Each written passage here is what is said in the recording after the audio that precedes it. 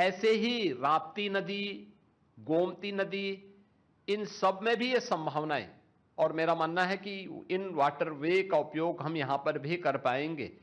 एक इस फील्ड में भी हमें एक नया वो मिला है। दूसरा, कार्गो मूवमेंट के लिए इससे हमें बढ़ावा तो प्राप्त होगा ही, लेकिन शिप रिपेयर इकोसिस्टम को तैयार करने के लिए वाराणसी और पटना में दो विकसित होंगे, तो वाराणसी का लाभ यूपी के इस वाटरवे, इनलैंड वाटरवे की सुविधा को और इस मूवमेंट को आगे बढ़ाने में लागत, जो कार्गो का और ट्रांसपोर्टेशन का जो लागत है उसको कम करने में इसके माध्यम से काफी हद तक मदद मिलेगी। इसके साथ ही जो 7 नए हाई स्पीड रेल कॉरिडोर घोषित हुए हैं, इसके दोनों, इसमें से 2 जो मैंने पहले भी कहा यूपी के अंदर प्राप्त हुए हैं। यूपी को इसके माध्यम से हाई स्पीड रेल कॉरिडोर पर, जिसमें 300 से लेकर 500 किलोमीटर पर आवर रेलवे की स्पीड होगी, इस स्पीड को यूपी में इसका लाभ होगा। इसके अलावा बायो फार्मा सेक्टर में जो यूपी की नई संभावना है, हम सब जानते हैं कि यूपी इस दिशा में नए सिरे से काम प्रारंभ किया है। अभी कल ही यूपी में हमारी फार्मा की एक कॉन्क्लेव भी है, यानी हम इसमें पहले से काम कर रहे हैं। ललितपुर में हम लोग लगभग 1200 एकड़ क्षेत्रफल में एक नया, वहां पे हम लोग बल्क ड्रग पार्क के निर्माण की कार्रवाई को आगे बढ़ाए हैं। गौतम बुद्ध नगर के यमुना अथॉरिटी में हम लोगों ने मेडिकल डिवाइस पार्क की कार्रवाई हमारे काफी एडवांस स्टेज में है, हम उसको आगे बढ़ा चुके हैं। इस पर हमारी कार्रवाई तेजी के साथ आगे बढ़ चुकी है। लेकिन 10,000 करोड़ का जो बायो फार्मा के लिए धनराशि की व्यवस्था की गई है, एक ग्लोबल बायोफार्मा हब बनाने की दिशा में भारत को तो मदद करेगा ही। यूपी जैसे राज्य जिनके पास पूरा होमवर्क है और जिसने इस पर तेजी के साथ अपनी कार्रवाई को आगे बढ़ाया है, और कल ही हमारा यहां पे फार्मा कॉन्क्लेव भी है जिसमें देश भर से इस फील्ड के स्टेक होल्डर लखनऊ में उपस्थित हो रहे हैं। यह हमें एक नई सुविधा आगे बढ़ाने के लिए मदद करेगा। भारत को एक डाटा सेंटर हब के रूप में स्थापित करने की दिशा में जो एक नए कदम बढ़ाने की दिशा में कार्य किए गए हैं, यह एक नई दिशा में हमें आगे बढ़ाएगा। खासतौर पर 22,000 करोड़ रुपए से अधिक के जो प्रदेश के अंदर हम लोग डाटा सेंटर की स्थापना का कार्य कर रहे हैं। यूपी के अंदर काफी बड़े पैमाने पे डाटा सेंटर के निर्माण की कार्रवाई तेजी के साथ आगे बढ़ी है। अब तक उत्तर प्रदेश ने इसमें 700 मेगावाट क्षमता के डाटा सेंटर यूपी में स्थापित किए हैं और भारत सरकार ने इसके हब के रूप में स्थापित करने के लिए जो धनराशि आरक्षित की है, यह हमें काफी हद तक मदद करेगी। महात्मा गांधी ग्राम स्वराज योजना भी लॉन्च की गई है। आप सब जानते हैं कि देश के अंदर सबसे अधिक ग्राम पंचायतें यूपी के पास हैं। रूरल पॉपुलेशन देश के अंदर सबसे अधिक यूपी जैसे राज्य में निवास कर रही है। स्वाभाविक रूप से इसका लाभ हमें प्राप्त होगा। अगर यूपी के अंदर हम रेवेन्यू विलेजेज की संख्या ही देखें तो 1,05,000 से अधिक हमारे पास रेवेन्यू विलेजेज हैं। स्वाभाविक रूप से महात्मा गांधी ग्राम स्वराज योजना का लाभ यूपी को प्राप्त होगा। ग्रामीण उत्पादों को ग्लोबल मार्केटिंग नेटवर्क से जोड़ने में इससे मदद मिलेगी।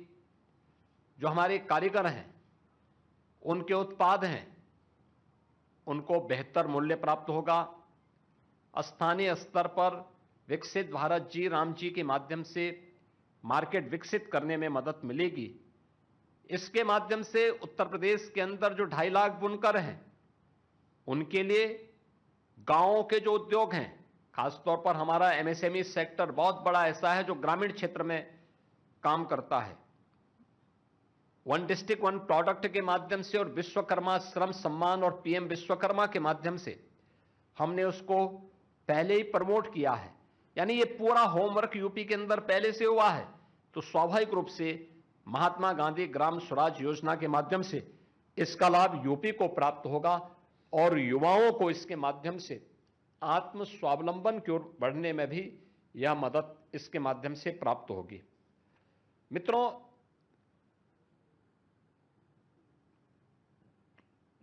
इस बजट में लॉजिस्टिक के लिए भी काफी बड़ी संभावनाएं हैं और उसके हब के रूप में गौतम बुद्ध नगर, कानपुर के साथ ही वाराणसी को, क्योंकि देश का पहला वाटरवे यह वाराणसी से हल्दिया के बीच में प्रारंभ हुआ है, तो मल्टी मॉडल लॉजिस्टिक हब के रूप में वाराणसी को डेवलप करने की कार्रवाई को इससे गति मिलेगी और हमें वहां पर इन सभी चीजों को आगे बढ़ाने में इसके माध्यम से यूपी को प्राप्त होगी। यूपी के अंदर महिला कार्यबल को पिछले 9 वर्ष के अंदर हमने तेजी के साथ आगे बढ़ाया है, यानी जो पहले 12% था, जो 36% महिला कार्यबल यूपी के अंदर अलग अलग सेक्टर में कार्य कर रही है। पिछले बजट में प्रदेश को 7 ऐसे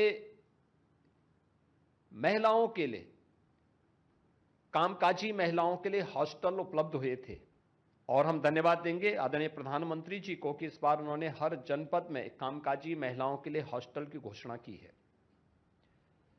यूपी के 75 जनपदों का इसका लाभ प्राप्त होगा और यहां पर यूपी के अंदर जो एक वुमेन वर्कफोर्स है, जिसको हमने 13%, 12%, 12-13% से बढ़ा करके 36% तक पहुंचाया है, शहरी क्षेत्र में उनके लिए छात्रावास रहने के लिए उपलब्ध हो पाएंगे, एक सुरक्षित आवासीय सुविधा उन्हें वहां पर उपलब्ध हो पाएगी। इसके अलावा छात्राओं के लिए शिक्षा में बराबर की गारंटी के लिए भी, छात्रावास के निर्माण के लिए भी एक नई गति प्राप्त होगी। मित्रों, आपने यूपी की इस स्ट्रेंथ को देखा होगा जिसमें टूरिज्म के एक नए हब के रूप में यूपी उभरा है।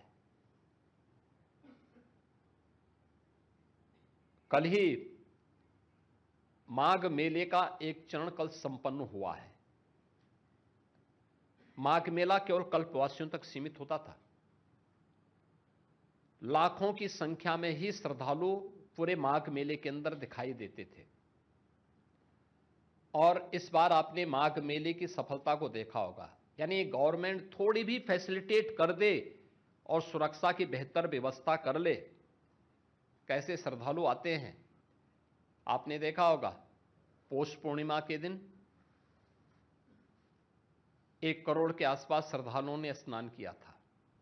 मकर संक्रांति के दिन यह संख्या बढ़कर के 2.5 करोड़ तक पहुंची थी। मौनी अमावस्या के दिन यह संख्या बढ़कर के 4.5 करोड़ पार कर गई थी। बसंत पंचमी के दिन यह संख्या 3.5 करोड़ से ऊपर पहुंची थी और कल माघी पूर्णिमा को प्रयागराज में 2 करोड़ 10 लाख से अधिक श्रद्धालुओं ने, कल्पवासियों ने और पूज्य संतों ने त्रिवेणी में स्नान किया।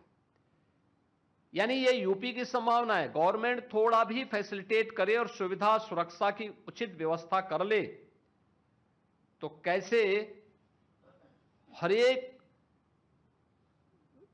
केंद्र टूरिस्ट डेस्टिनेशन के रूप में स्थापित हो सकता है।